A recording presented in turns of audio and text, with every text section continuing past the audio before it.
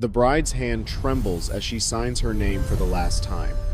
Carolyn Norton, just 19 years old, presses the quill to parchment in the dim vestry of St. George's Church, London. The scratch of metal against paper echoes off stone walls. Outside, church bells thunder celebration. Inside, she writes each letter with the care of someone composing their own epitaph. The year is 1827. Morning summer light filters through stained glass, casting rainbow fragments across the marriage register. Her new husband, George Norton, stands watching, impatient, already possessive. Witnesses smile and whisper congratulations. Caroline's mother dabs at tears of joy. Nobody in that room understands they're witnessing a legal execution. As Caroline lifts the pen from her maiden name for the final time, she has no idea she's just signed away her existence. That signature, meant to seal a union of love, has instead sealed her transformation from person to property. From this moment forward, Caroline Norton no longer exists in the eyes of the law.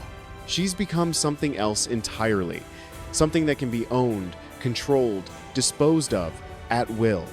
The ink hasn't even dried before her legal death begins. Before we descend into one of history's most systematic erasures of human rights, hit that subscribe button for Medieval Spirits and smash the like, because what you're about to discover is how Victorian England transformed marriage into legal murder through the doctrine of coverture. How that single signature instantly transferred Caroline's property, money, body, and even her children to her husband. How the rule of thumb legally permitted beating wives with sticks calibrated to exact specifications. How 1 in 30 working-class women died in childbirth because husbands legally owned their wives' bodies and could demand pregnancy after pregnancy. How women delivered babies while hauling coal carts through 18-inch mine tunnels. How successful businesswomen watched their life's work stolen the morning after their weddings. How doctors performed genital mutilation on women whose symptoms included reading books or having political opinions. How husbands could commit educated wives to asylums for correcting their grammar. And how, when George Norton stole Caroline's 3 sons and hid them for years, she fought back by writing the pamphlet that would crack open the entire system. This isn't ancient history. Your great-great-grandmother lived under these laws. Now let's go back to that church and watch exactly how a holy sacrament became a death sentence.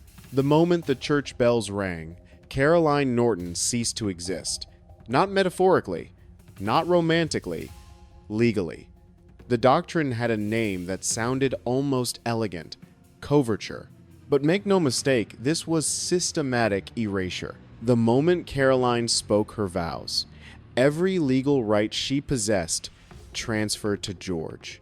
Her property, her money, her body, even her future children, all became his absolutely and entirely. Here's what makes coverture truly horrifying. It wasn't some archaic leftover from medieval times. This was modern law in 1827, refined, perfected, absolute. Legal scholars called it civil death, and they meant it literally. William Blackstone, the great legal commentator, wrote it plainly.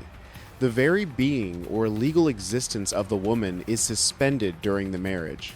Suspended. Like she was holding her breath underwater for decades until death finally released her. The transformation happened through specific legal mechanisms. First came unity of person, the fiction that husband and wife became one person, and that person was always the husband. Second came the transfer of property. Everything Caroline owned before marriage, her inheritance, her personal belongings, even gifts from her own family, instantly became George's. Not jointly owned, his. If she'd hidden gold coins in her jewelry box, they were now his gold coins. If she'd written poetry in secret journals, he owned every word. The law had a special term for what she became. She was now a chattel, personal property like furniture or livestock. The comparison wasn't accidental. Legal textbooks of the era literally discussed wives in the same chapters as cattle and household goods. Both could be controlled, both could be disciplined, both belonged entirely to their master. The morning before her wedding, Caroline could have bought a house. By afternoon, she couldn't legally purchase a loaf of bread without George's permission. That morning, she could have testified in court. By afternoon, her voice held no legal weight. The physical ceremony reflected this transfer of ownership. The father gave away the bride because she was his property to transfer. The veil symbolized her covering, her erasure. The ring marked her like a brand marks cattle. Even the rice thrown at couples had meaning, a fertility blessing for property expected to produce more property. And if Caroline thought her body was still hers, she would discover that night that coverture extended to every aspect of physical existence. George owned her body completely. He could lock her in rooms. He could take her wherever he pleased. He could demand access whenever he wished. The marriage bed became a legal space where rape was impossible by definition. How could a man steal what he already owned? But here's what made coverture truly monstrous. It was painted as protection. Judges and lawmakers claimed women needed covering for their own good, too delicate for business, too pure for politics, too innocent for independence. Civil death was dressed up as chivalry, chains disguised as courtesy. And the carriage ride from church to their new home would teach Caroline exactly what her signature had purchased. The carriage ride from St. George's Church to the Norton residence took less than an hour. In those 40 minutes, Caroline discovered exactly what her signature had bought. George sat across from her, already issuing commands. No more writing poetry. No more political discussions. No more visits to her literary friends. The woman who'd entered that carriage full of opinions and ambitions would need to disappear immediately. Caroline Norton wasn't just any bride. Before marriage, she'd been one of London's most promising young writers. Her grandfather was Richard Brinsley Sheridan, the famous playwright. Literature ran in her blood. By 18, she'd published poems in prestigious journals. Critics compared her to Byron. Publishers sought her work. She had a voice, and England was beginning to listen. Within hours of the ceremony, Caroline would learn that voice now belonged to George. George Norton had married her for 3 specific reasons, and love wasn't among them. First, her family name opened doors his mediocre legal career couldn't breach. Second, her beauty would reflect well on his status. Third, her body would produce heirs to continue his unremarkable line. Her mind, that brilliant, restless mind that created worlds with words, was an inconvenience to be managed. Like a horse with too much spirit, she needed breaking. George approached this task with methodical cruelty. He started that first evening. The wedding night revealed his strategy. He took her writing materials first.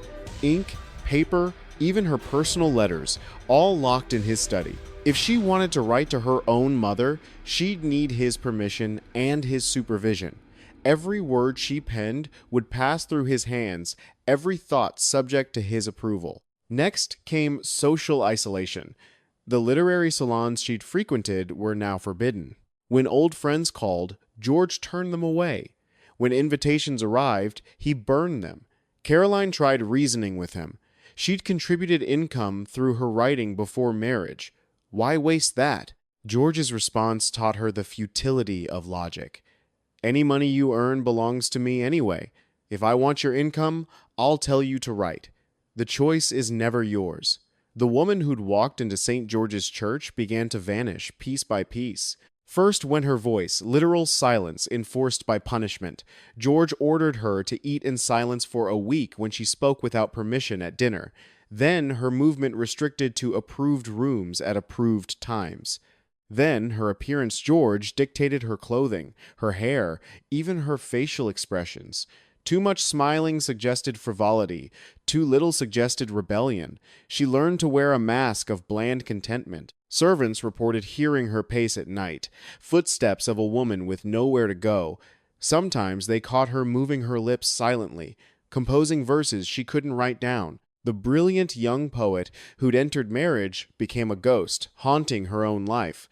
But when Caroline resisted, she discovered Victorian law had thought of that too, and George Norton believed in discipline. The judge held up his thumb like he was measuring fabric, not bruises. In courtrooms across England, this grotesque ritual played out daily. The rule of thumb. A husband could beat his wife with a stick no thicker than his thumb. Judges literally performed measurements. Defense attorneys carried thumb-width rods as legal props. The precision was obscene, as if violence became acceptable through careful calibration. But here's what made it truly monstrous. This wasn't extreme law. This was considered progressive, reformed, humane. Before the thumb rule, husbands faced no restrictions at all. Limiting assault weapons to thumb width represented what lawmakers called merciful modernization. The ideal gentleman, they said, knew exactly how much violence to deploy. Caroline Norton learned this through experience. George's violence came in calculated doses. Never the face bruises there might embarrass him socially. The ribs were better. The arms, the places proper clothing would cover. He was particular about implements, too. His walking stick for serious corrections, his hand for daily maintenance of order, always within legal bounds. But the rule of thumb revealed law's true function in Victorian marriage. Not protection, but calibration. Not justice, but systematization. Violence wasn't prohibited, just regulated. Like industrial standards for machinery, the law established acceptable tolerances for breaking women. Hannah Colwick thought the law would save her. She was wrong. In 1833, Hannah appeared in court with 3 broken ribs and a shattered wrist. Her husband had beaten her with a fire poker, clearly exceeding thumb width. The evidence seemed incontestable. The poker was produced in court, measured against the judge's thumb too thick by half an inch. The judge's response shocked even hardened court reporters. Yes, the husband had exceeded legal bounds. But why? What provocation had Hannah offered? The answer sealed her fate. She'd burned his dinner while tending their sick infant, negligent household management. The beating, while technically excessive, addressed legitimate grievance. Not only did Hannah's husband face no punishment, but she was ordered to return to him immediately and pay his legal costs for defending himself. The court charged her with disrupting domestic harmony through her complaint. The same broken ribs that brought her to court now carried the debt of seeking justice. The verdict sent a clear message to every wife in England. The law existed to regulate violence, not prevent it. Better to endure thumb-width beatings than risk judicial creativity and punishment. Better to heal in silence than seek help that would only bring worse. Caroline absorbed these lessons through her own pain. She watched George measure his violence like a craftsman perfecting technique. She learned which bruises to hide and which to explain as clumsiness. But broken bones healed. What came next killed 1 in 30 women. And for Caroline, pregnancy would come whether she wanted it or not. Every working-class pregnancy was Russian roulette with 5 bullets in a 30-chamber gun. The statistics were stark. 1 in 30 working-class women died in childbirth. 1 in 6 pregnancies ended in maternal death for women who labored through multiple births. In the poorest districts, the odds dropped to 1 in 20. These weren't abstract numbers, these were execution odds. And Victorian wives faced them repeatedly with no legal right to refuse. The mathematics of mortality became intimate knowledge. Women counted pregnancies like soldiers counted battles, survived. First birth survived, second survived, third survived. Each time rolling dice weighted by poverty, exhaustion, and medical ignorance. The house always won eventually. But worse than the physical danger was the legal trap. Wives had no right to refuse their husbands. Marital rape was a legal impossibility. Conjugal rights meant pregnancy after pregnancy, each one another spin of that deadly wheel. Caroline Norton bore 3 children in 4 years: Fletcher, Brinsley, and William. Each pregnancy weaker than the last, each recovery incomplete before the next began. She watched her body transform into a birthing machine, worn down by constant use. The woman who'd entered marriage young and healthy aged decades in half that time. But working class women faced special horrors. In 1842, the Parliamentary Commission on Women and Children in Mines revealed something that shocked even hardened Victorian industrialists. Pregnant women hauling coal carts on hands and knees through 18-inch tunnels while in labor. Betty Harris, age 37, testified before the commission. She'd worked the pits since age 6, married at 17, pregnant 12 times. She'd delivered 3 babies underground because the foreman wouldn't let her surface during shifts. Betty described crawling through passages so narrow her pregnant belly scraped both floor and ceiling. The harness that attached her to coal carts cut into her swollen body. When contractions started, she kept crawling. The commission recorded her words exactly. "I have borne children down pit and brought them up. Best way I could. Best way she could. In darkness so complete she couldn't see her newborn's face. In air so foul the baby's first breaths were poison. With no help except perhaps another woman hauling coal nearby. Then back to the cart because shifts weren't over and wages were needed." The cold dust mixed with birth blood as she dragged the cart forward. Some babies survived those first underground hours. Many didn't. The commissioners found tiny skeletons in abandoned shafts, babies who died before their mothers could carry them to surface. Women spoke of leaving dead newborns in alcoves, marking the spot to retrieve the body after shift. Economics demanded they keep hauling. Grief was a luxury they couldn't afford. The 1842 report eventually banned women from mine work. Parliament congratulated itself on humanitarian gesture, but the ban threw thousands of families into starvation. Women who'd earned their own wages, however meager, now depended entirely on husbands. Liberation looked like another trap closing. While these women died underground, others watched their life's work stolen, coin by coin. And the theft was completely legal. Ellen Woodhouse employed 20 seamstresses, but couldn't legally own a single needle. By 1835, Ellen had built London's most successful dressmaking enterprise from nothing. She'd started with borrowed thread and raw talent. Within 5 years, she dressed society's elite. Her workshop hummed with activity.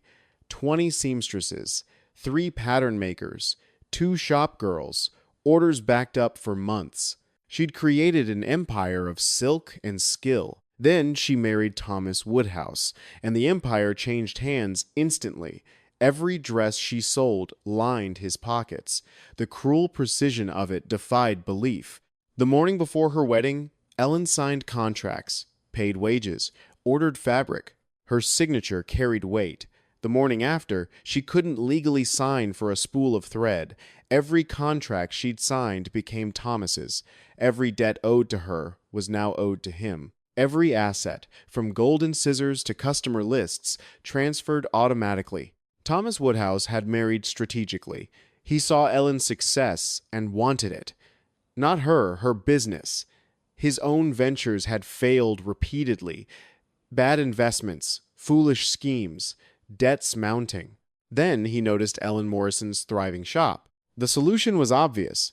Don't build a business, marry one.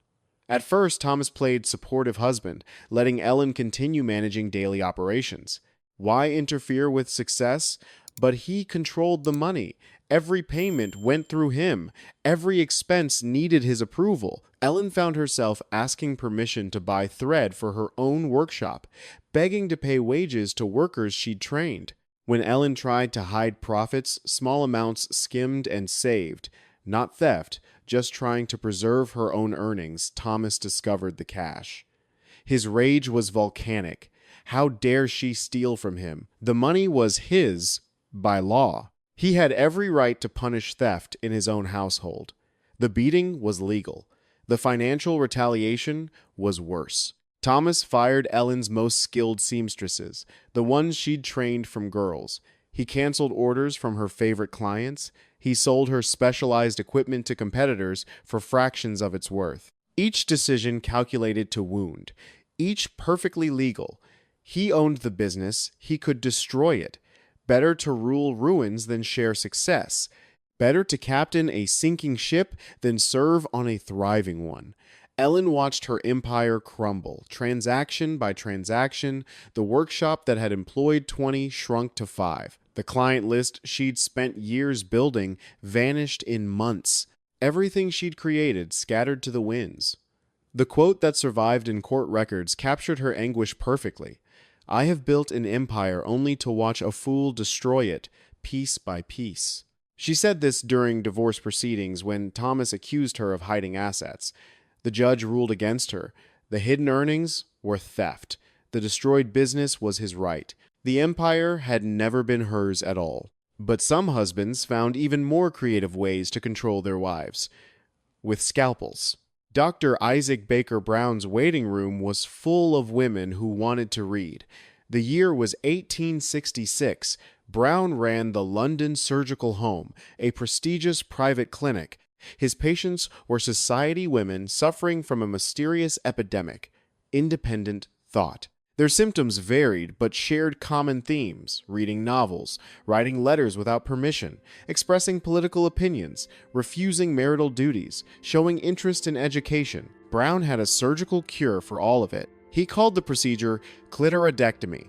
We'd call it mutilation. He performed it on hundreds of women, publishing his success rates with pride.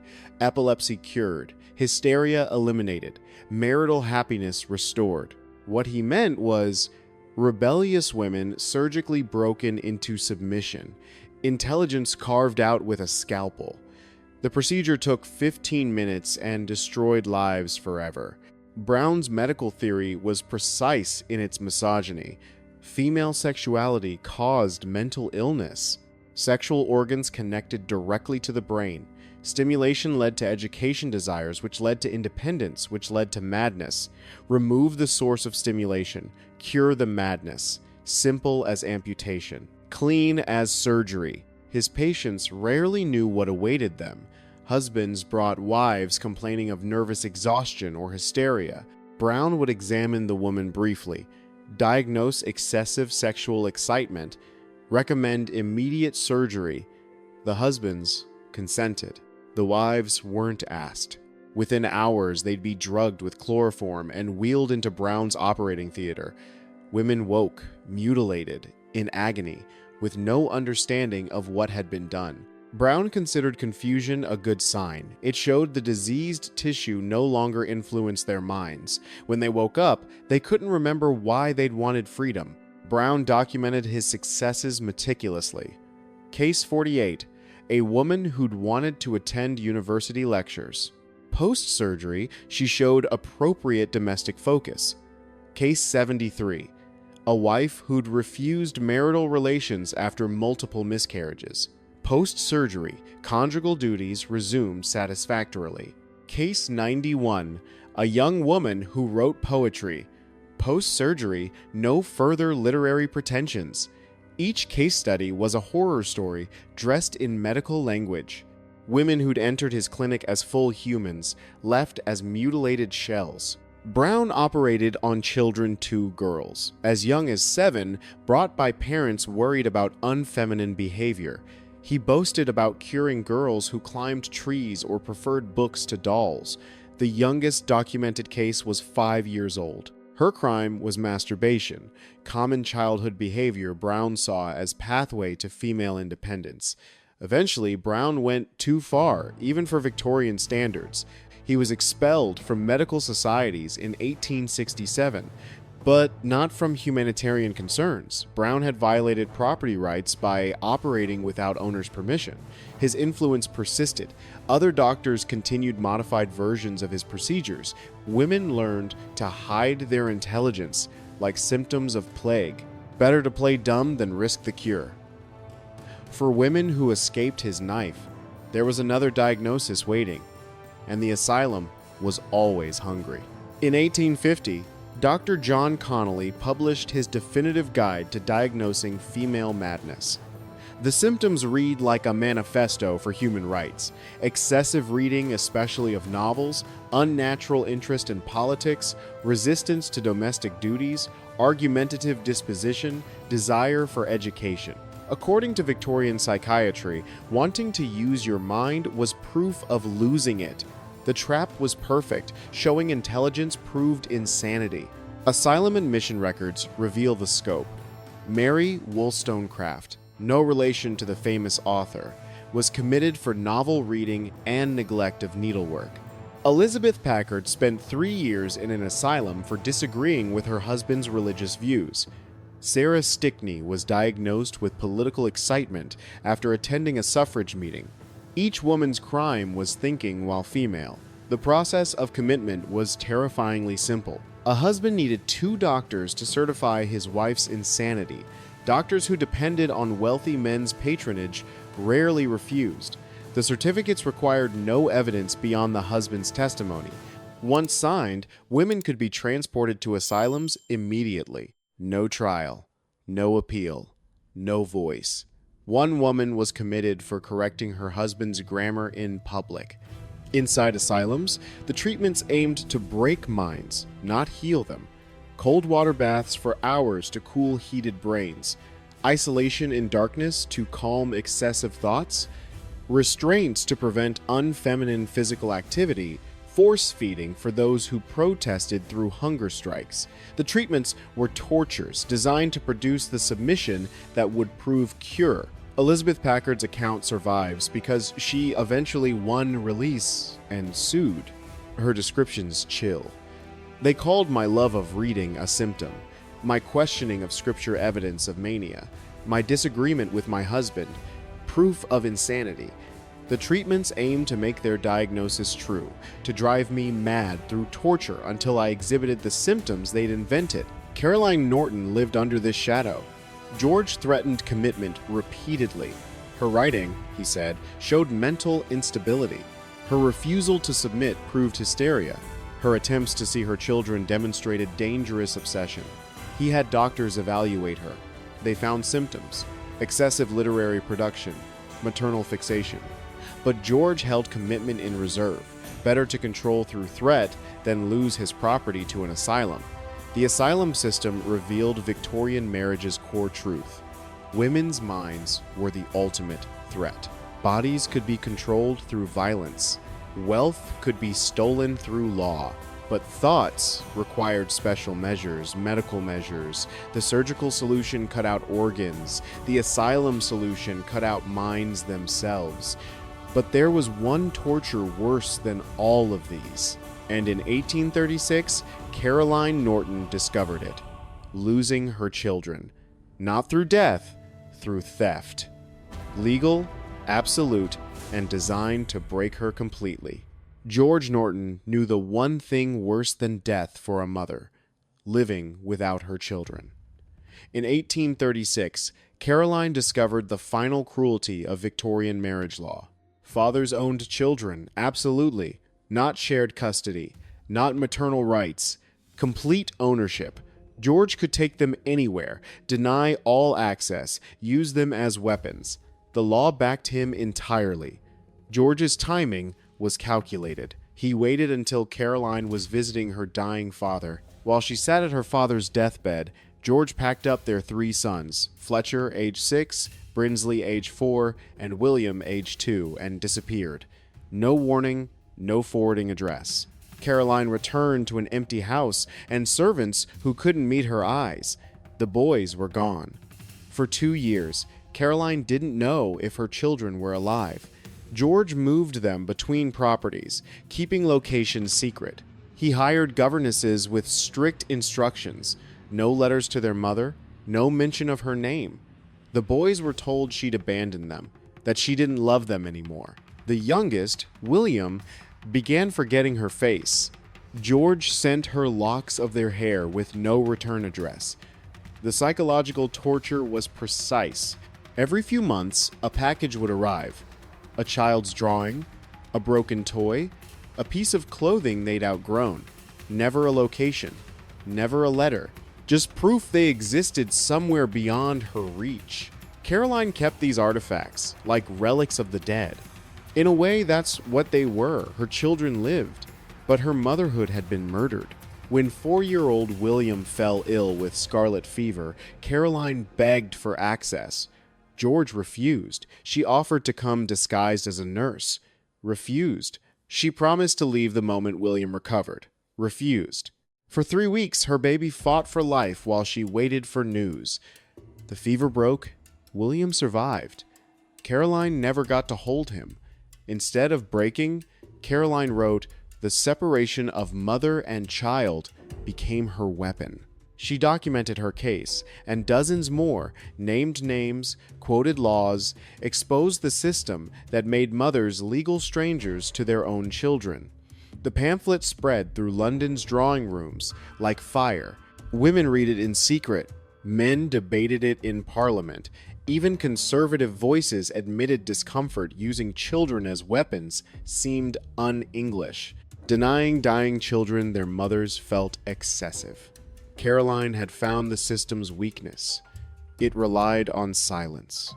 Exposed to daylight, even Victorians found it monstrous. Lord Talfourd introduced the Custody of Infants Act in 1839. The bill was modest. Mothers could petition for access to children under 7, not custody, not rights, just visits under supervision if judges approved. But for the first time in English history, law acknowledged mothers existed in relation to their children. The law changed, but Caroline herself gained nothing. The Custody Act passed with a poison pill. Only virtuous mothers could petition. George Norton had spent years painting Caroline as an adulteress. No judge would risk granting access to a notorious woman. The law she'd fought to create excluded her specifically. Caroline had won the war but lost her personal battle. She'd changed the law for thousands of mothers while remaining separated from her own children. She'd given other women what she'd never have the legal possibility of holding their children again. Her sacrifice became their salvation. Caroline Norton died in 1877. Her gravestone bears an epitaph she chose: "No longer a slave." The woman who'd signed away her existence in 1827 spent 50 years reclaiming it, not through submission, but through sedition. Not by accepting the system, but by exposing it. Every mother who hugs her children freely does so because Caroline Norton lost hers and made that loss matter. Every woman who owns property, earns money, or exists as a legal person does so because women like Caroline Norton refuse to accept civil death as permanent. But here's what should terrify you. The logic of coverture never fully died. It just changed its language. Today we watch reproductive rights rolled back, women's bodily autonomy questioned, mothers losing custody for working too much or not enough. We see economic systems where women earn less, own less, inherit less. We witness how quickly protection becomes control, how easily tradition masks oppression. The machinery that killed Caroline Norton legally is still running. It's been repainted, updated. But the gears still turn on the same principle. Women are property, not people. So here's my challenge to you, and it's not abstract.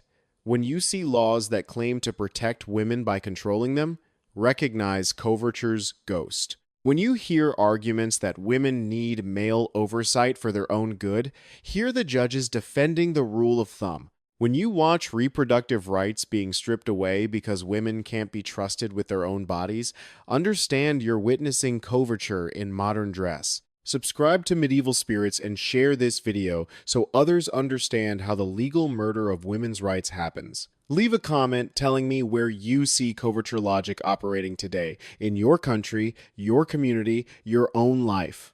Because Caroline Norton's story isn't history. It's a warning.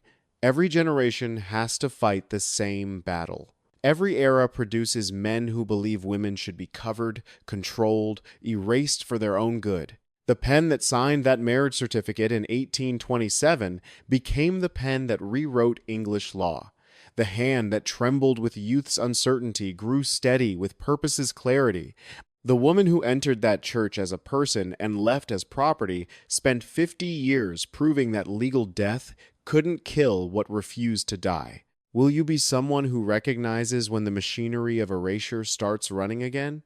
Or will you sign your name to your own legal execution and wonder why freedom feels like death? Caroline Norton wrote her epitaph.